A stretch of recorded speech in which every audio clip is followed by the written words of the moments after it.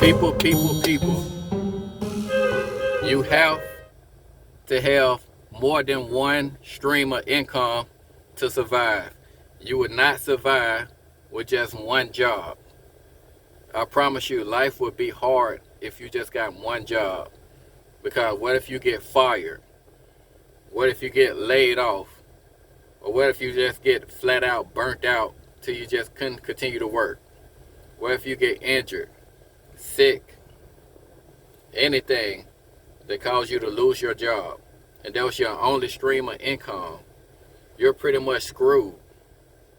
But with that being said, it's going to take a lot of work to get multiple streams of income.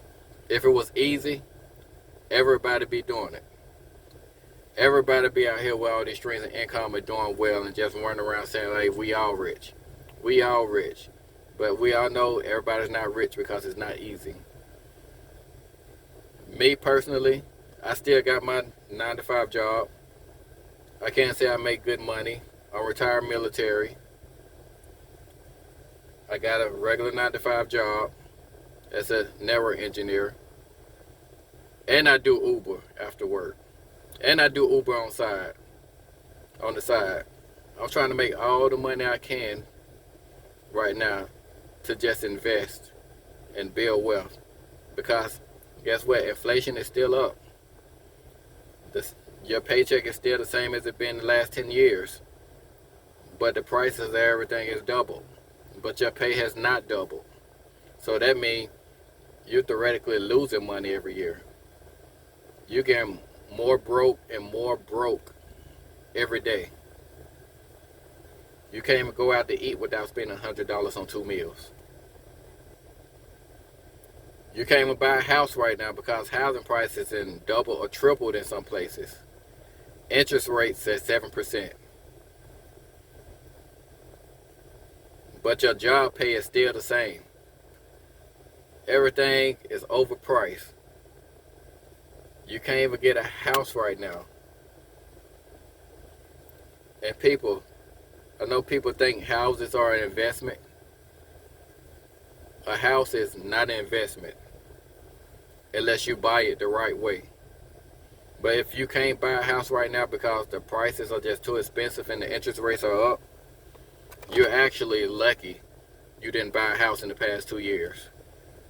Because you would have been paying double for a house. Your whole mortgage payment, 80% of that is going to be towards the interest rate.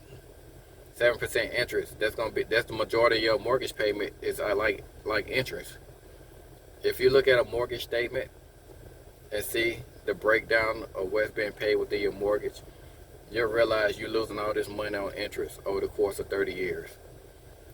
So for instance, the reason a house is not an investment, because if you get a 30-year mortgage, over the life of that loan, including the interest, you're gonna pay double for that house by the time it's paid off.